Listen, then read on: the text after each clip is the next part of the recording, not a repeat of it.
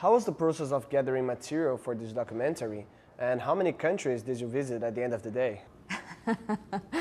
Yeah, no, it was three countries. It was Rio, Brazil, and Rio de Janeiro, Paris, and New York.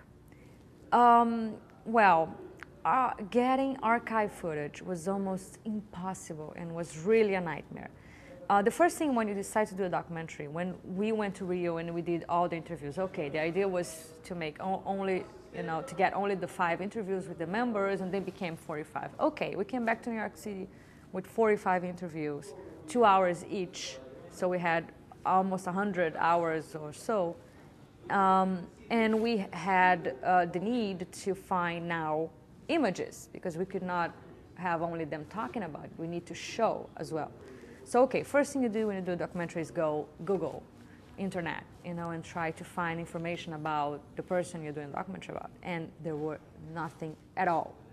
Nothing at all. Today, you go to Google or internet or whatever, Yahoo, and you type in Dzi Croquettes or you type in Lennie Dale, it comes a lot of stuff. Before, in 2007, when we started doing that, editing, there was nothing at all. It was absolutely unbelievable. You would write Dzi Croquettes, nothing. Lennie Dale, nothing. Wagner Ribeiro, nothing.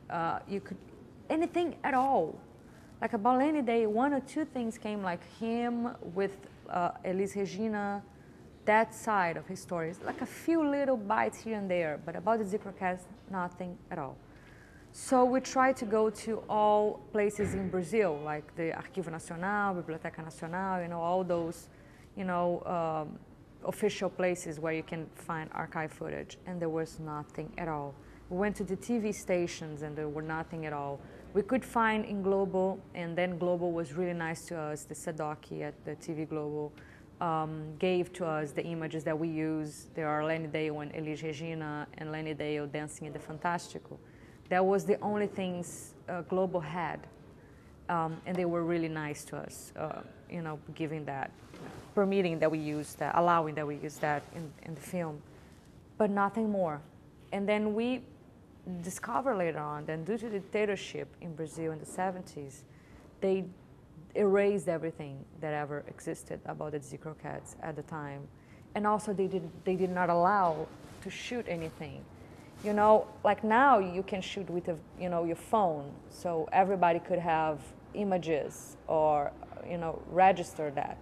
But at the time, we did not have that. So we could only count on filmmakers or TV stations that could go there and film. And since the dictatorship was for so long in our country, they forbidden, everyone to go and theater and record any kind of subversive or what they thought crazy or dangerous kind of art. So for that reason, we didn't have anything at all about the Dzi Croquettes, because when it's a music group like the Mutantes or like Tropicalia or Secos e Molhados, since they were a music group, they had LPs at the time, they had discs. So the record label would do maybe a video clip. That video clip would maybe go to the Fantástico or so. So you can find, not too much, but you can find stuff on Secos e Molhados, on Tropicalia, on Mutantes, due to that. And you can have the LP on your house, and then maybe 30 years later, someone find that, and it's still something. And when it's a theater group, you cannot have that. They don't have a record label behind them, they don't have an LP, they don't have anything. So if nobody records that, that disappears, that stays only in memory. So that was very unfortunate that Brazil did not keep any image. If they had some, they erased it, deleted the dictatorship, and they did not allow to make any new one. And then we found out that the German TV NDR at the time, in 1974, went to Paris when they were in Paris, and they were a big hit. The Germans found out, oh, the Brazilian group is really crazy in Paris. They're a huge success at the moment. We need to go there and see what that's about. So they sent a crew to Paris, and that crew filmed the entire show. And they air that on their TV in Germany for a end of the year special about the Brazilian group Dzi Croquettes that was, turning Paris upside down. So, and they are organized enough, thank God, to keep those images for 35 years. They kept those images for 35 years in their archive. And even the TV doesn't exist anymore. But the archive, the entire archive of that previous TV was bought by another TV. So we had to do a detective work because, you know, first, the thing is first, when they did the contract with the German TV, part of the deal was that the German TV would give a copy of the can with the film, one copy to one of the members, Reginaldo de Poli. So they gave at the time, 1974, 5, they gave the copy in a can of 35 millimeter film to him. He put that can of film in the basement of his little apartment in Paris, but he got murdered. And the film is still there. So the film is in a basement in an apartment in Paris for also more than 35 years. And we tried to get it and we couldn't get it. His brother was still in Paris and he tried to go there and open the basement, but the new woman that is living in the apartment, she didn't allow. She was like, oh, it's crazy. You're not coming in my apartment. You're not, you know, opening the basement. I don't care.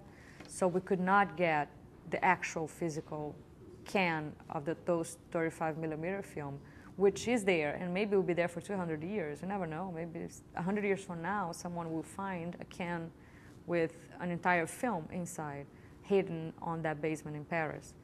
But at least we knew we could find the contract, the original contract. So we could find which network was, and then go and find out that the network was bought by another network, and then get in contact with that, and then they need us to prove that Reginaldo was dead, and find, you know, the death certificate, and prove that he did not leave any heirs that could, you know, be holders of the rights. So it was a nightmare. It was an entire process of, you know, finding death certificates and going around and trying to find that person. There was another lawyer that was also in the contract, and we had to also prove that the lawyer died and he died of AIDS, and then prove that he did not leave any heirs, and find his death certificate in the interior, a little city in France.